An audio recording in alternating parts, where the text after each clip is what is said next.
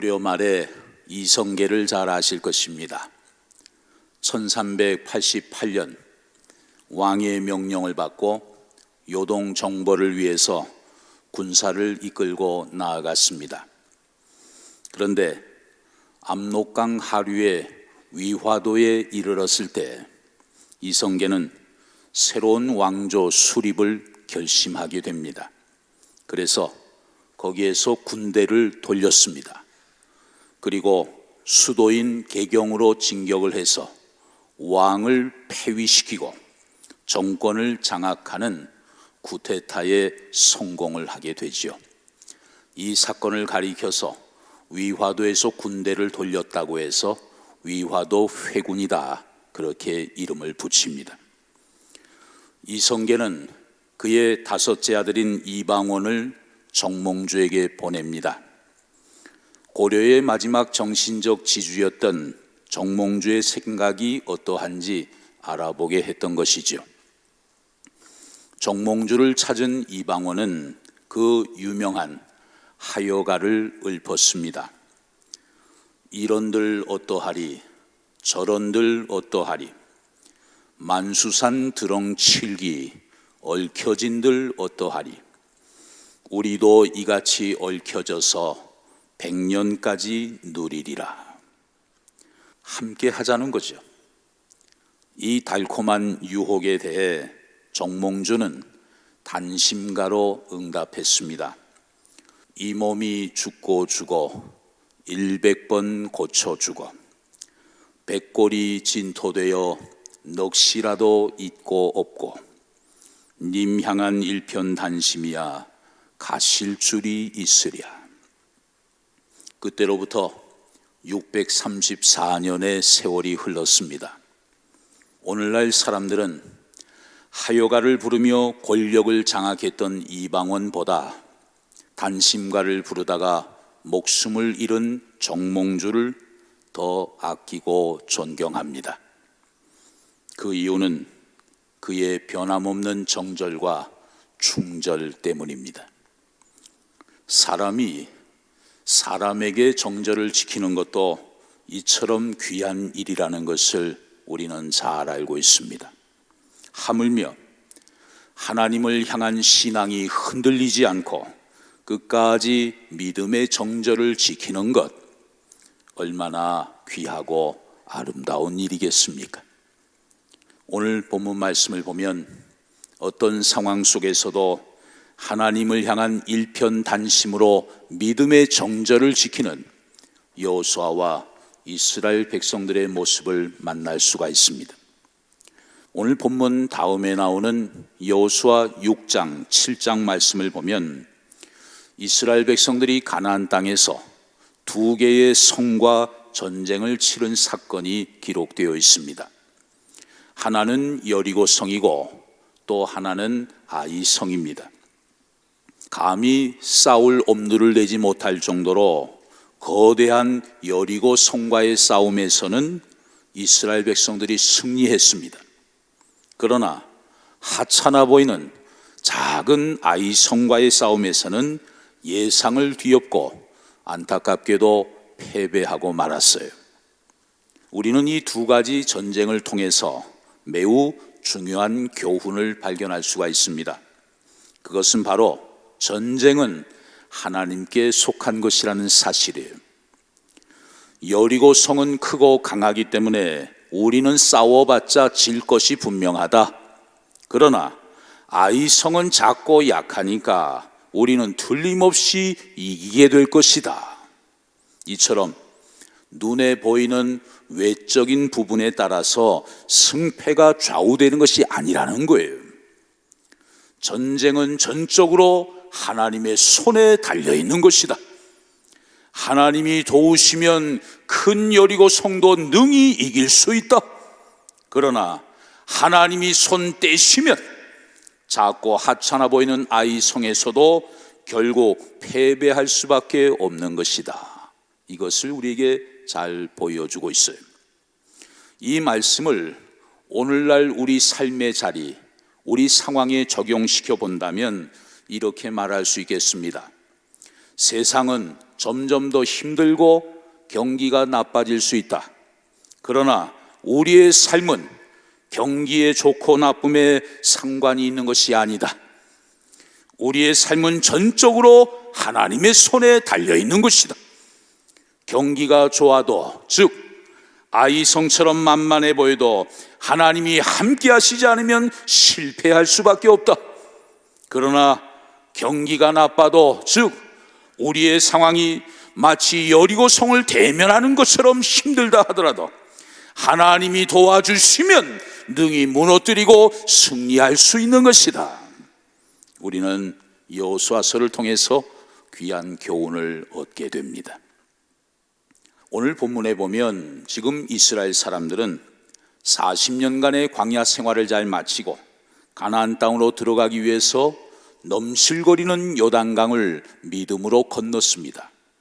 그리고 드디어 약속의 땅 가나안에 발을 내딛었습니다. 그런데 문제는 그 땅이 그냥 텅 비어있는 땅이 아니라는 거예요. 가나안 족속들이 400년 동안이나 자기네들 땅이라고 여기고 살고 있는 거예요.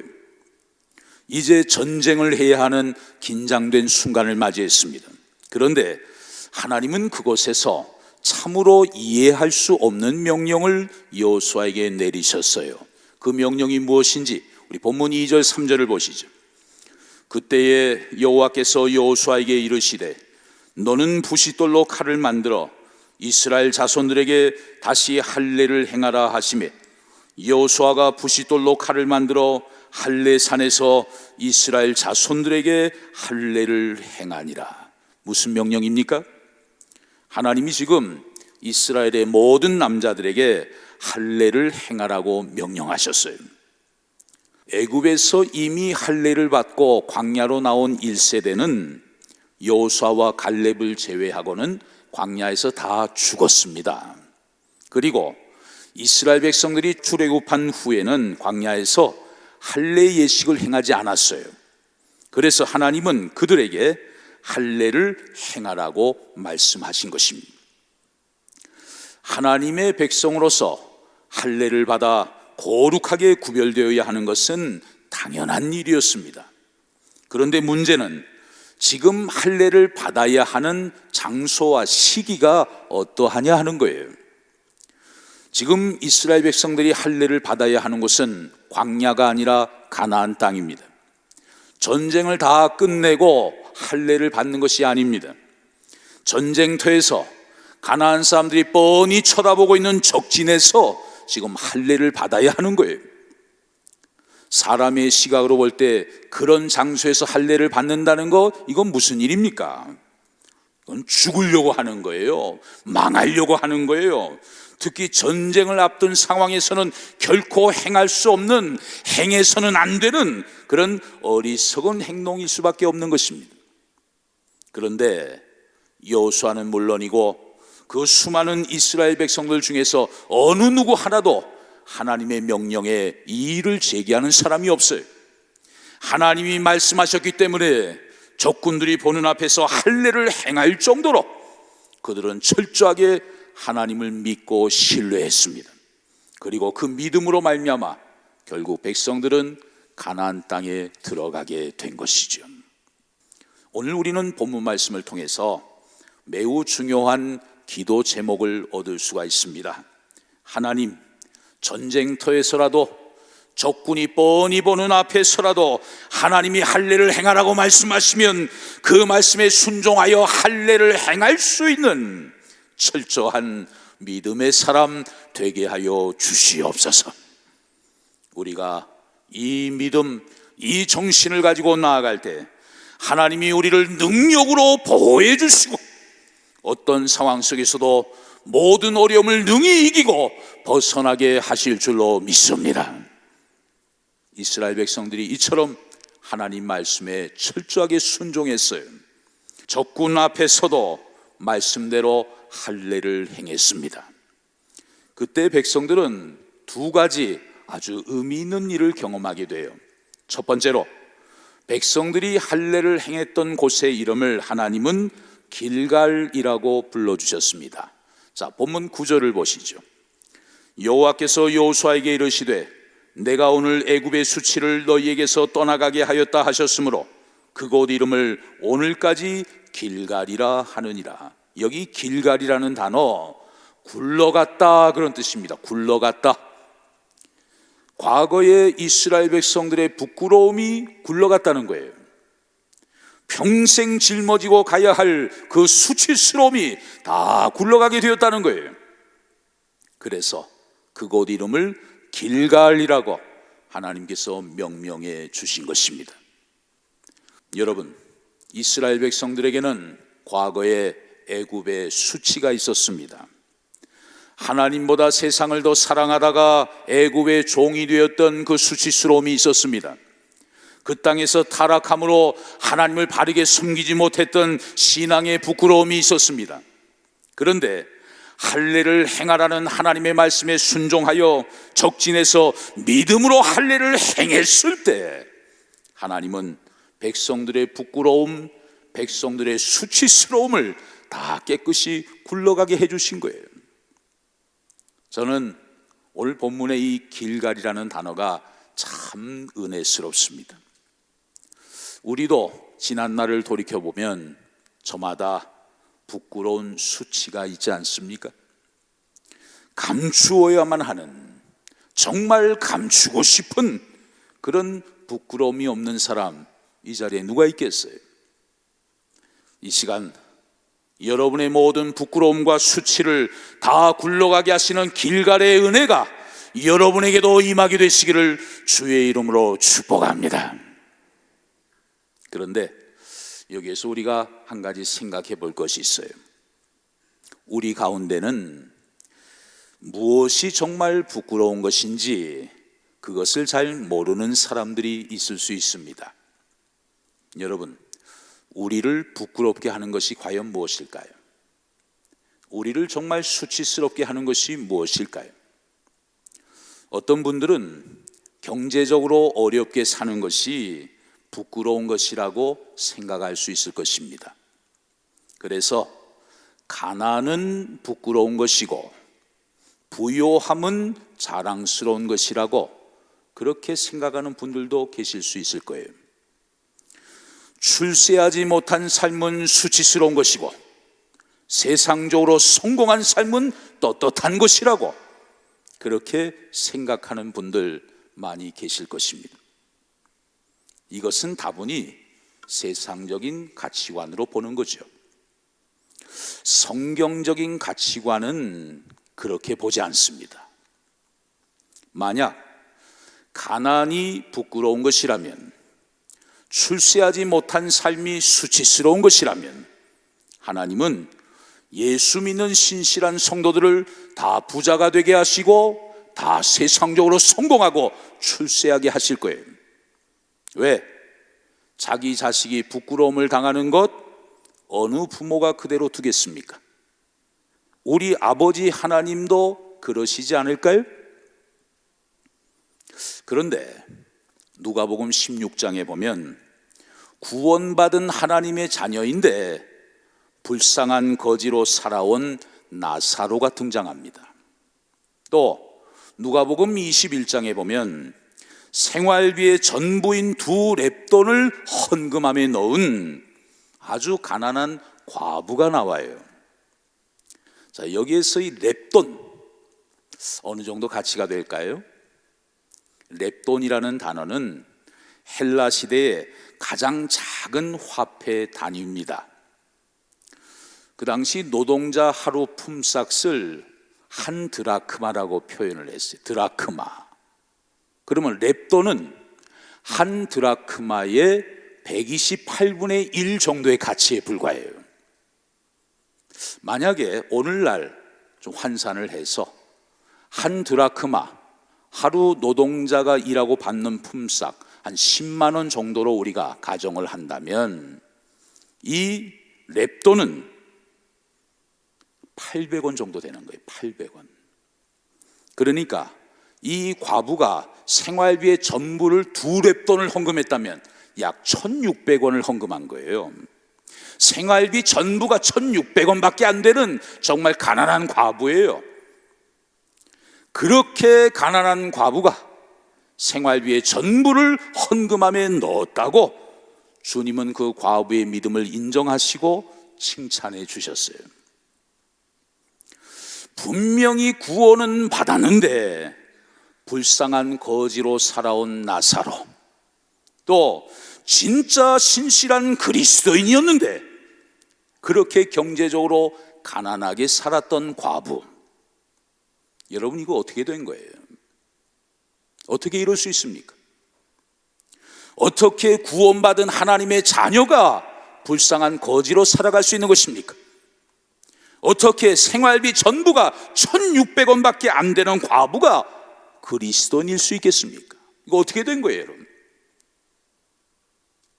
우리가 다 착각하고 있는 거예요.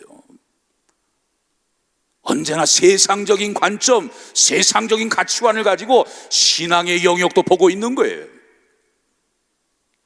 여러분, 가난하다는 것이 정말 부끄러운 것이라면, 성공하지 못한 삶이 그렇게 수치스러운 삶이라면, 하나님은 거지 나사로도 가난한 과부도 성경에 기록되지 못하게 하셨을 거예요. 그런데 버젓이 기록되어 있습니다. 왜? 가난한 것도 출세하지 못한 것도 전혀 부끄러운 것이 아니기 때문이에요. 그렇다면 우리를 정말 부끄럽게 하는 것은 과연 무엇일까요?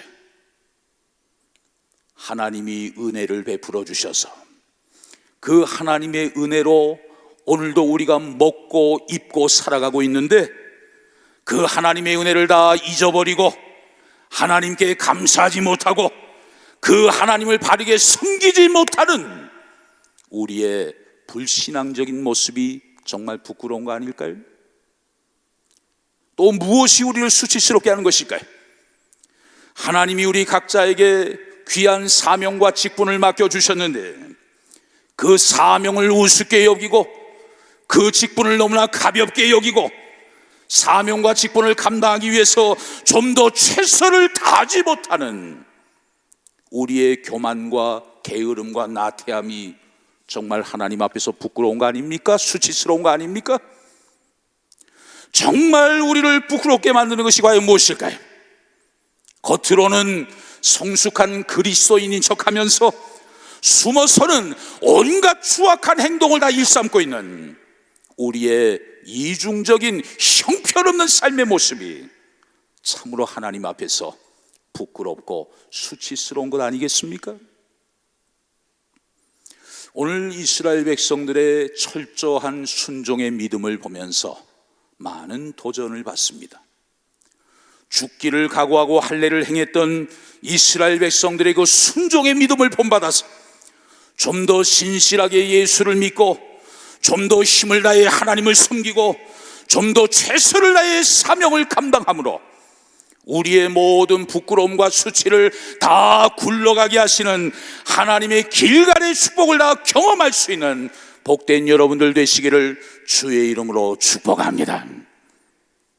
또 하나의 의미 있는 사건을 보게 돼요. 이스라엘 백성들이 그 전쟁터에서 유월절 잔치를 베풀게 되었다는 것입니다. 자, 본문 10절을 보시죠. 또 이스라엘 자손들이 길갈에 진쳤고 그달 14일 저녁에는 여리고 평지에서 유월절을 지켰으며, 이 말씀의 상황은 참 극적입니다. 너무나 드라마틱한 장면이에요.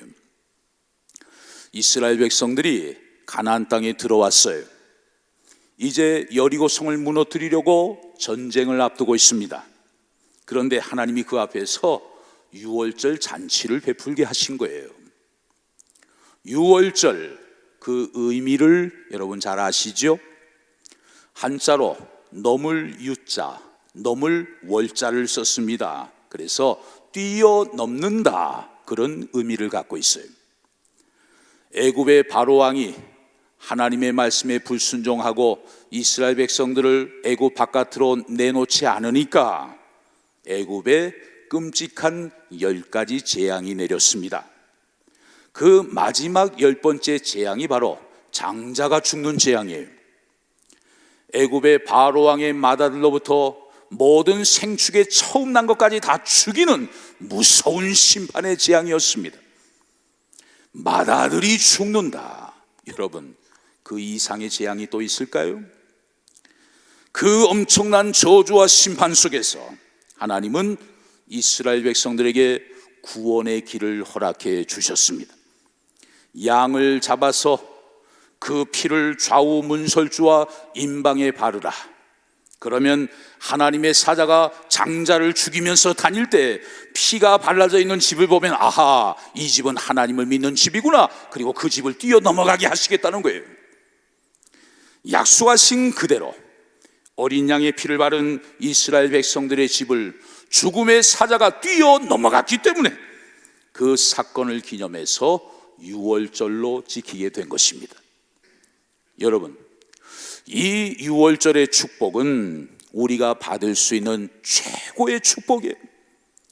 어린 양의 피를 바르는 그 순종의 믿음 때문에 죽음이 넘어갔습니다. 재앙과 저주와 심판이 넘어갔습니다. 하나님의 진노의 날에 이스라엘 백성들이 구원을 받게 된 것입니다. 그런데 지금 이스라엘 백성들은 전쟁을 앞두고 있어요. 큰 위험의 자리에 서 있습니다. 그런 상황 속에서 지금 유월절 제사를 드리고 있는 거예요. 이것은 무엇을 의미하는 것일까요? 하나님의 구원의 언약을 믿음으로 확신하고 있는 이스라엘 백성들의 참 신앙의 모습을 우리에게 보여주고 있는 것이죠. 우리는 이 사건에서 매우 중요한 사실 하나를 발견하게 됩니다. 그것은 이 유월절의 축복이 믿음으로 할례를 행한 그 이후에 백성들에게 주어졌다는 사실이에요. 다시 말하면 이스라엘 백성들이 믿음으로 할례의 피를 그 땅에 뿌렸을 때 죽음에서 구원을 받는 유월절 제사로 연결되었다는 것입니다.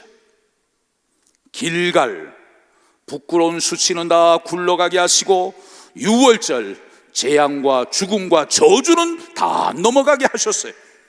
그 모든 축복 앞에 죽음을 각오하고 할례를 행했던 백성들의 믿음의 행동이 먼저 선행되었다는 사실을 우리는 꼭 기억해야 할 것입니다. 사랑하는 성도 여러분, 지금 세상으로부터 들려오는 소식들은 너무나 불안하고 두렵고 염려스러운 소식밖에는 없는 것 같습니다. 세상의 경기가 좋든지 나쁘든지 결코 믿음이 흔들리지 않고 내 삶은 전적으로 하나님의 손에 달려있다는 사실을 믿고 확신하면서 오직 하나님만을 향하여 변함없이 단심가를 부를 수 있는 신실한 하나님의 사람들 다 되실 수 있기를 바랍니다. 적진에서라도, 적군이 뻔히 보는 앞에서라도 하나님이 말씀하시면 할례까지라도 행할 수 있는 철저한 믿음의 사람들 다 되실 수 있기를 바랍니다. 그 믿음을 통해서 모든 부끄러움의 수치를 다 굴러가게 하시는 길갈의 축복을 받을 뿐만 아니라 재앙을 뛰어넘는 유월절의 축복을 받음으로 날마다 하나님의 살아계심을 마음껏 증거하며 살아갈 수 있는 행복한 저와 여러분들 다 될 수 있기를 주의 이름으로 축원합니다.